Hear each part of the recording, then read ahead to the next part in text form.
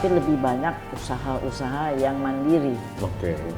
Karena tujuan misi visi kita adalah mencapai menjadi salah satu tonggak perekonomian Indonesia. Jadi perempuan pengusaha ini iya. itu harus menjadi tonggak. Tonggak nantinya.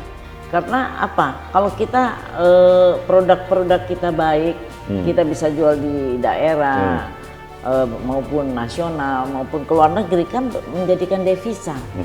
Jadi kan menjadikan satu pemasukan di Indonesia. Nah, kita lihat sendiri dibentuknya UKM dan UMKM.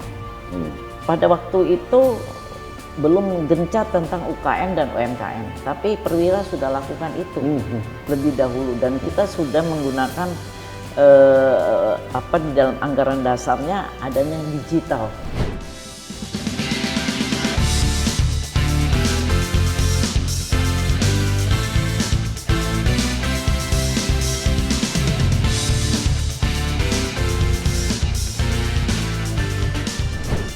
Halo sahabat Indonesia, kita bertemu kembali dalam kanal Anak Bangsa Podcast. Sahabat Indonesia, hari ini kita peringati sebagai Hari Ibu, tanggal 22 Desember. Pertanyaannya, ini Hari Ibu ini sama dengan Mother's Day atau tidak sih? Nah, saya ingin meluruskan sebetulnya bahwa sebetulnya Hari Ibu di Indonesia sangat berbeda dengan Mother's Day yang bersifat internasional. Hari Ibu kita peringati tanggal 22 Desember itu sebetulnya suatu penghormatan negara pada kebangkitan perempuan. Waktu itu ada Kongres Perempuan Indonesia pertama di Yogyakarta tanggal 22 dan 25 Desember 1928. Dipimpin oleh 3 orang hebat perempuan, Raden Ajeng Sukonto, kemudian Nyi Hajar Dewantoro dan Ibu Suyatin.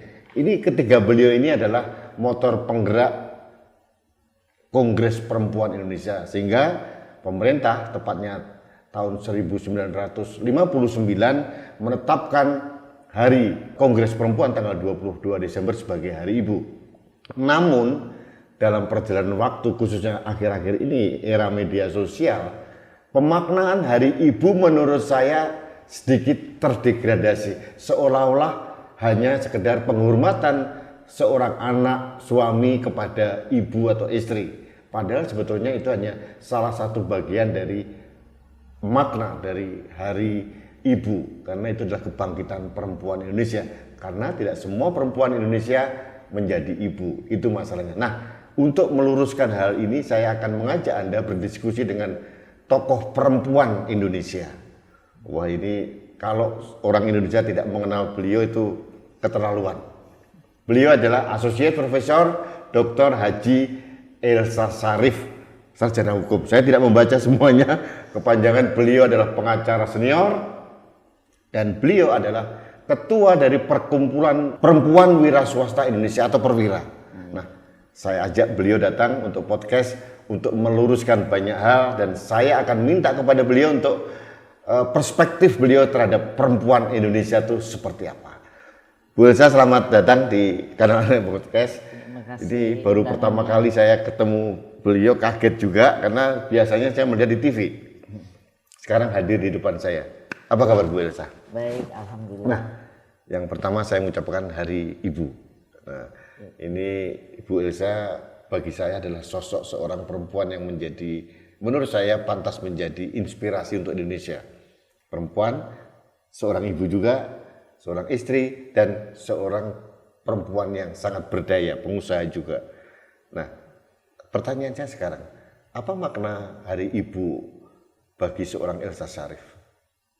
Ya, bagi saya Hari Ibu itu bukan seperti Mother's Day yang dimana datang anak-anak atau suami memeluk ibunya, memberikan bunga atau memberikan kue dan semuanya itu suatu penghargaan saja, tetapi sebetulnya maknanya bagi kami adalah suatu kebangkitan perempuan. Jadi setuju ya Bu ya, kebangkitan perempuan. Perempuan di mana perempuan sadar bahwa perempuan itu mempunyai kapasitas dan kualitas yang sama dengan laki-laki, yang hanya berbeda kodratnya.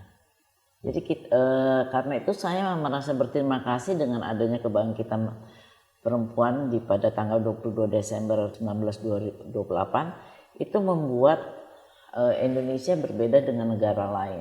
Mengapa berbeda? Kita perempuan tidak terlalu berjuang, harus memperjuangkan hak-hak kita. Karena udah otomatis budaya kita, sosialisasi kita itu bahwa perempuan punya hak untuk sama dengan laki-laki. Bagaimana dia tidak perlu memperjuangkan harus bisa sekolah, tidak perlu memperjuangkan harus bisa mendapatkan SIM atau bisa bekerja di malam hari, memang tuntutan dari pekerjaannya. Jadi semua bidang pekerjaan terbuka untuk perempuan. Jadi saya bahagia dan bangga sebagai orang perempuan Indonesia. Bu Elsa, norma-norma di masyarakat kita yang ketimuran ini memang sedikit kadang-kadang ada pembatasan itu. Itu menghalangi perempuan untuk berdaya dan berkreasi nggak sih sebenarnya selama ini?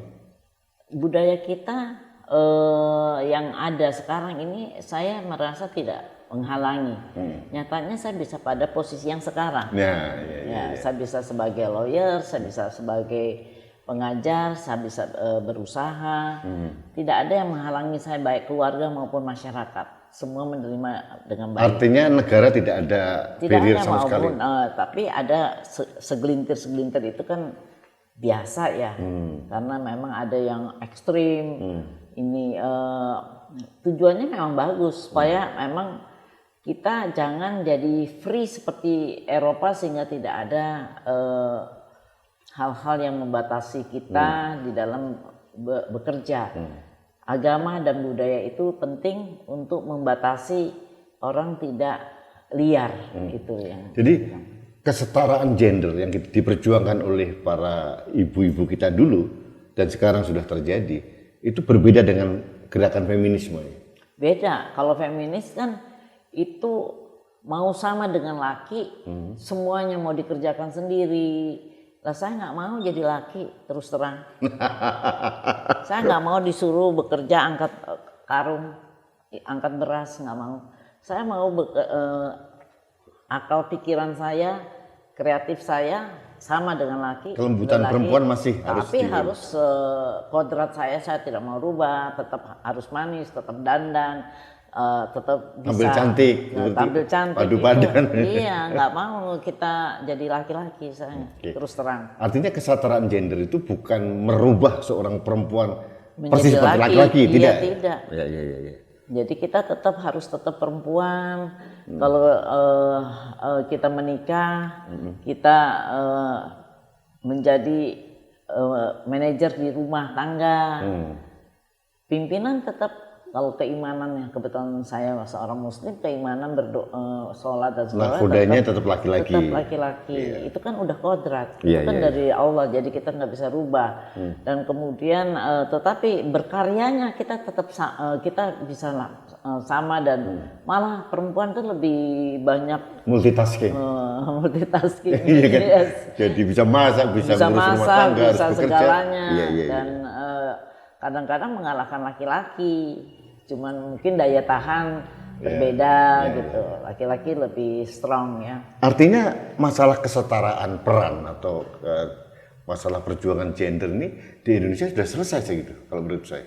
Saya pikir nggak perlu terlalu berjuang ya. Kan sudah semua ada. Karena udah semuanya masyarakat sudah menerima dan kita juga sudah mengalami, mungkin karena kurun waktu dari tahun 1928 sekarang kan udah 2028 94 tahun. Iya, hampir 100 tahun kan. Iya. Jadi masyarakat sudah adaptasi dan menerima kondisi perempuan. Malah kita kalau lihat di Bali dulu buat jalan aja waktu masih manual masih perempuan ngangkat batu-batu dan pasir segala rupa. Jadi memang kita Indonesia berbeda dengan negara lain. Masyarakat maupun keluarga itu sudah menerima, sudah walazim bahwa perempuan itu bekerja, dan itu juga bekerjanya ya untuk keluarga, membantu suami, itu biasa, tidak ada yang perlu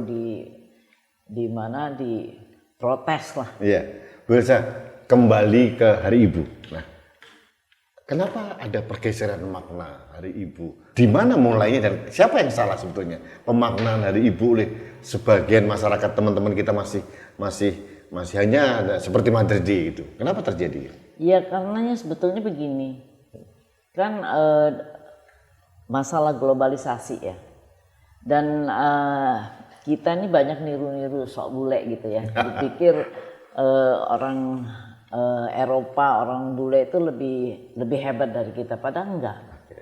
Kita tuh harusnya bangga, kita ini lebih hebat dari mereka. Oke. Yang Mungkin mereka menyamakan seperti Mother's Day gitu kali jadi ya. pikir kan kalau di Barat itu promosinya lebih hebat dan dia bisa memperlihatkan bagaimana indahnya memberi bunga ini. Padahal itu cuma berapa menit selesai. Tapi kalau kita memaknai kebangkitan perempuan itu kita harus stabil. Bagaimana kita memperjuangkan perempuan sampai kita bisa mandiri dan mempunyai income sendiri. Itu luar biasa. Jadi memang perlu diluruskan lah ya bahwa bukan salah sih, tidak salah menghormati perempuan sebagai ibu, tidak itu salah juga. wajib ya. Tapi memang sebetulnya pemaknaan esensinya bukan begitu. Wah, ini harus melihat perempuan secara utuh gitu ya, Mbak Elsa ya. Nah, sekarang sarannya Mbak Elsa sebagai tokoh perempuan. Tapi sebelumnya kamu merasa nggak sih menjadi inspirasi untuk Indonesia seorang Elsa Sharif itu? Insya Allah karena orang banyak yang ya amin lah, alhamdulillah. Karena banyak yang orang mengatakan mereka idola dengan saya dan ya dengan perwujudan minta foto jadi kenang-kenangan. Sudah jadi artis, selebritis. Ya, yang paling penting hal-hal yang baik bisa ditularkan itu bagi saya suatu amanah ya, pahala untuk diri saya sendiri nanti. Mbak Elsa, saya untuk memberikan semacam bekal ya tempat-tempat sahabat-sahabat saya perempuan Indonesia, saya ingin mengutip dulu ucapan dari Raden Ajeng Sukonto. Ini ketua dari pelaksanaan Kongres Perempuan Indonesia. Itu dilakukan oleh beliau, dikatakan oleh beliau 94 tahun yang lalu. Nah, coba kalimatnya, zaman sekarang adalah zaman kemajuan. Oleh karena itu, zaman ini sudah waktunya mengangkat derajat kaum perempuan agar kita tidak terpaksa duduk di dapur saja. Kecuali harus nomor satu di dapur, kita juga harus memikirkan pandangan kaum laki-laki sebab sudah menjadi keyakinan kita bahwa laki-laki dan perempuan mesti berjalan bersama-sama dalam kehidupan umum. Nah, artinya perempuan tidak lantas menjadi laki-laki.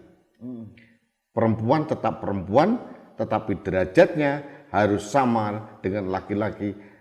Jangan sampai kita mau direndahkan seperti zaman dahulu. Ini ucapan 94 tahun yang lalu. Luar biasa. Luar biasa. Jadi saya kira kalau kita sekarang masih ngomongin kesetaraan peran sudah selesai sebetulnya ya. Sudah. Wah, seorang Elsa Sharif sudah membuktikan. Ya, kita sudah membuktikan di Indonesia semua perempuan mendapat kesempatan menjadi jenderal, menjadi DPR. Presiden, kita pernah punya. Ya kan? Ibu Megawati pernah menjadi presiden. Jadi Indonesia membuka luang yang luar biasa kepada perempuan Indonesia. Nah, tinggal perempuan Indonesia bagaimana memanfaatkan kesempatan ini.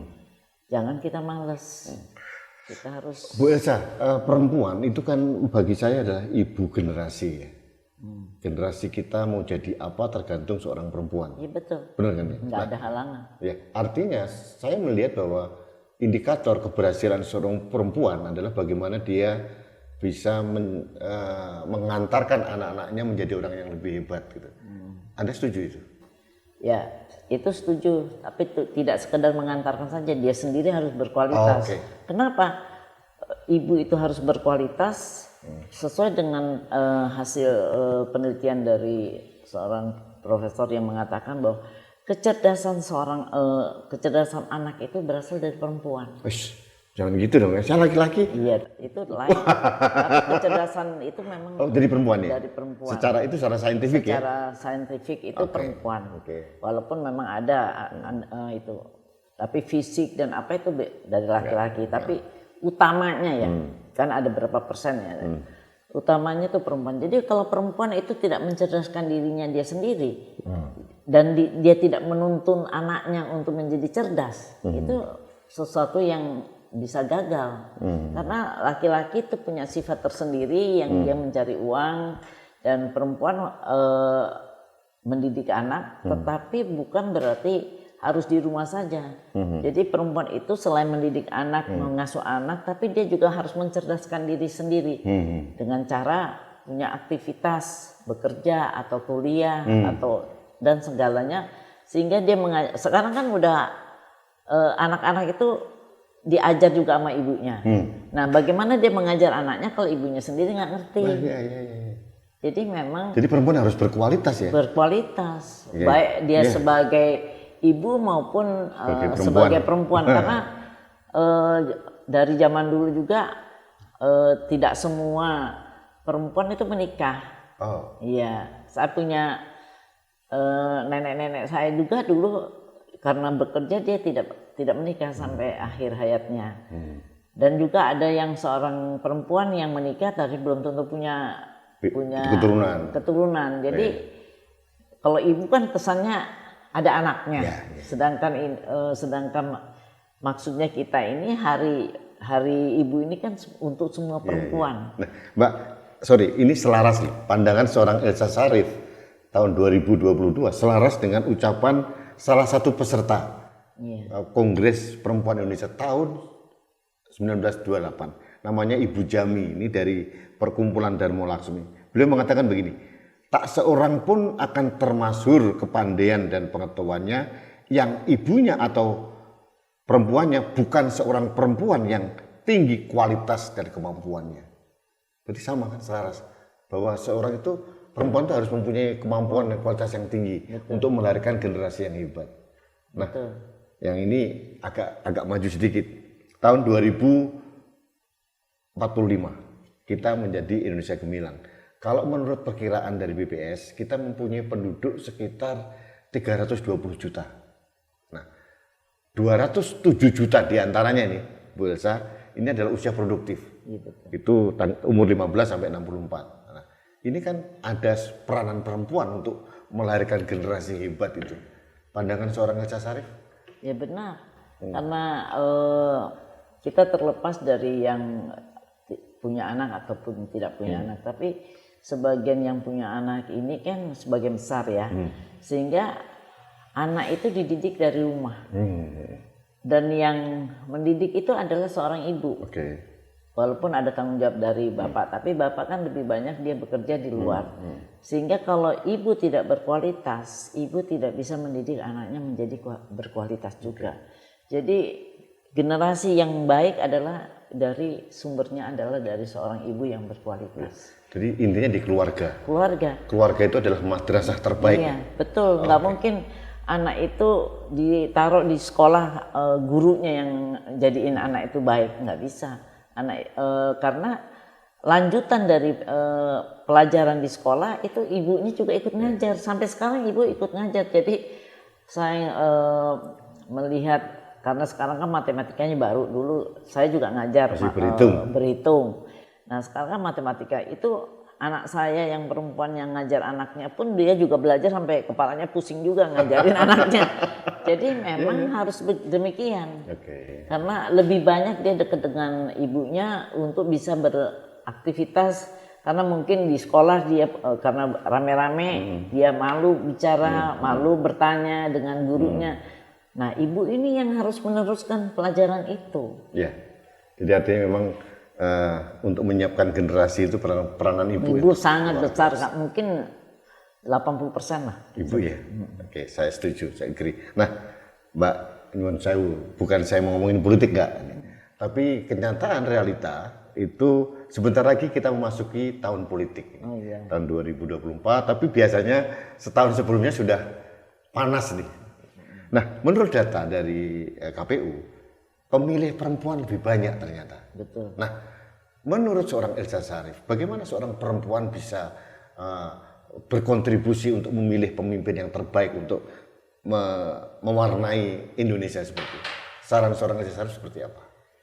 Iya, memang harusnya lebih banyak pengetahuan tentang apa yang akan dipilih itu calonnya, sosialisasinya, visi misi dari calon pemimpin, dan di sini perempuan juga harus tahu, karena kalau tidak tahu rata-rata ya, karena saya bicara yang low level ya, yang grassroots lah ya, di grassroots itu masalah ekonominya kan kurang, sehingga mereka harus diberi pengetahuan, jangan sampai hanya utusan-utusan datang bawa kue dan segala rupa, hanya nomor-nomornya, sehingga mereka tidak tahu. Tanpa disadari terjadi manipolitik. Terus siapa yang sebenarnya bertugas mengedukasi perempuan untuk literasi politik sehingga pilihan dia tepat untuk menjaga Indonesia ini? Ya tentunya kan partai-partai politik itu, ya dia punya jalurnya, dia punya seluruh Indonesia, punya kader-kadernya yang menjelaskan tentang bagaimana politik itu, bagaimana dia harus memilih. Kemudian tentu pemerintah, pemerintah juga punya tanggung jawab, karena kalau terpilih nanti orang yang tidak benar, kan negara kita bisa hancur. Nah itulah yang kita harus bersama-sama punya tanggung jawab, memberikan pengetahuan kepada grassroots bagaimana memilih seorang pemimpin. Ya, itu ya. Jadi kesimpulannya menurut Mbak Elsa bahwa perempuan harus melek politik juga lah. Betul. Bukan jangan nanti, waduh dikasih banyak makanan ini, ditulis nomor 1, padahal dia nggak tahu ini dia kenal atau tidak. Iya.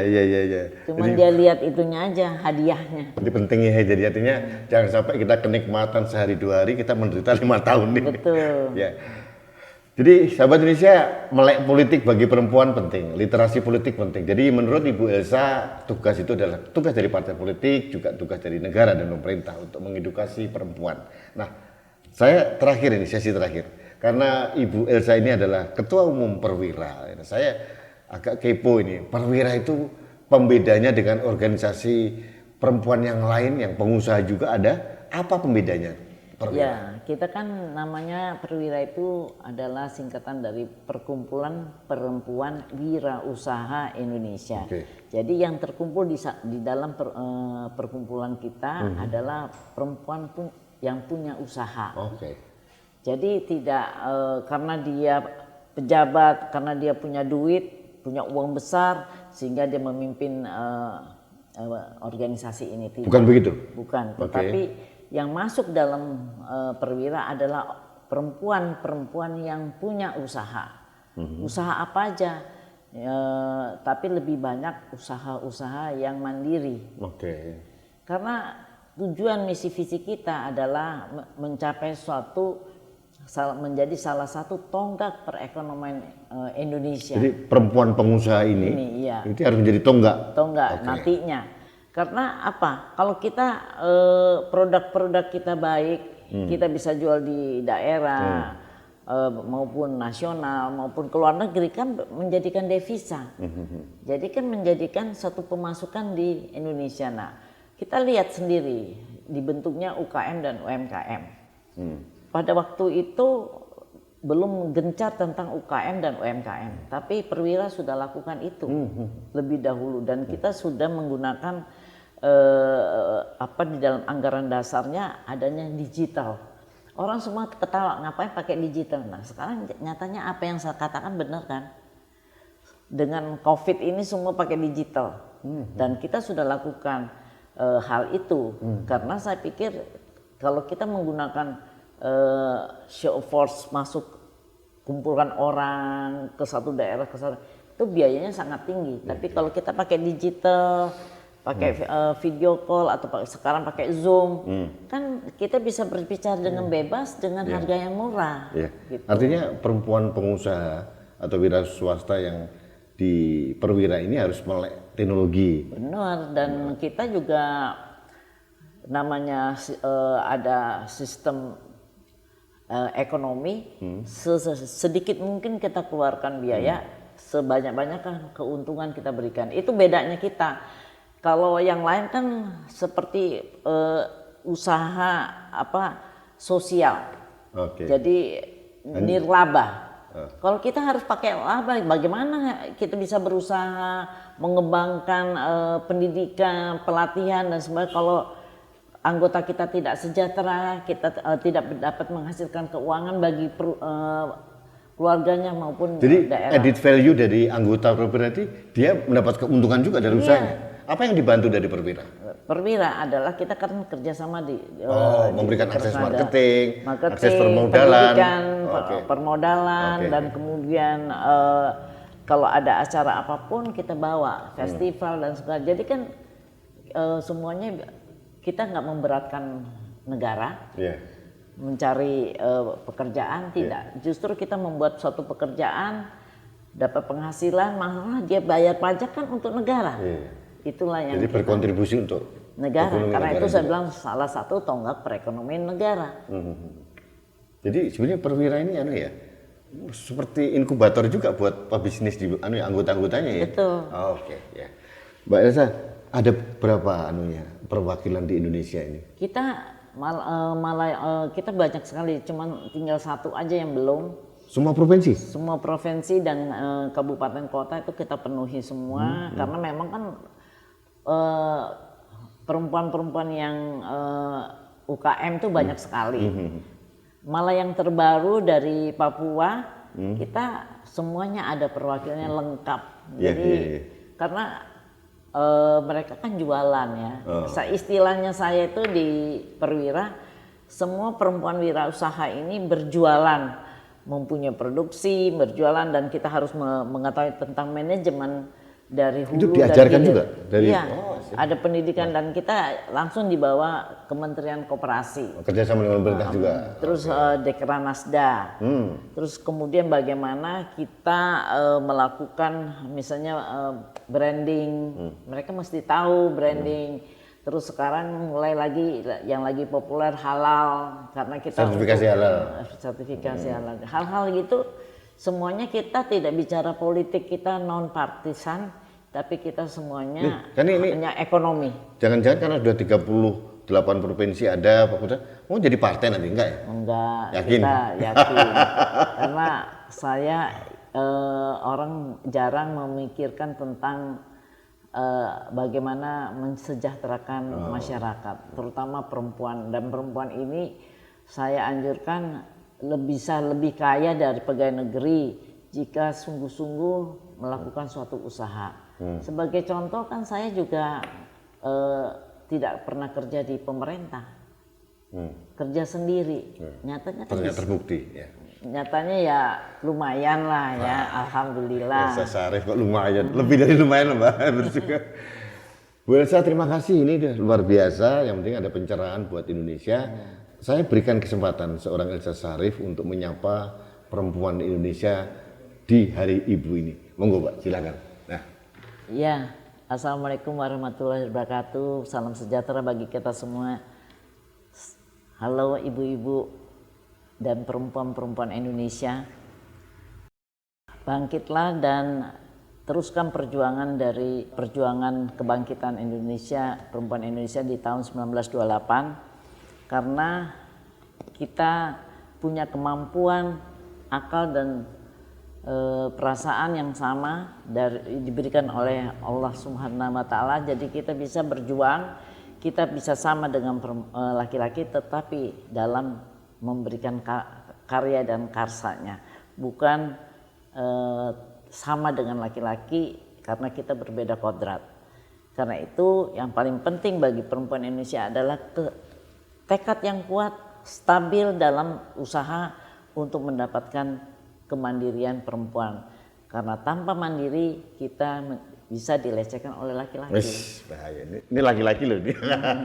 Terima kasih Bu Elsa atas waktunya. Nah, ini luar biasa, mudah-mudahan menjadi pencerahan buat perempuan Indonesia dan menjadi inspirasi Indonesia. Terima kasih Bu Elsa, sukses juga untuk Perwira dan semua kegiatan Bu Elsa yang lain. Amin, amin. Oke, terima kasih Bapak. Sahabat Indonesia, demikian perbincangan saya dengan seorang tokoh perempuan di Indonesia, Hajah Elsa Syarif, luar biasa, banyak pencerahannya. Dan sebagai laki-laki, sebagai bapak, dan sebagai salah satu warga bangsa, saya mengucapkan Hari Ibu kepada seluruh perempuan hebat di Indonesia. Saya mempunyai sedikit yang ingin saya sampaikan untuk para perempuan Indonesia, sahabat saya, ada saudara-saudara saya, mungkin anak-anak perempuan juga. Perempuan hebat itu mempunyai high value, nilai yang tinggi.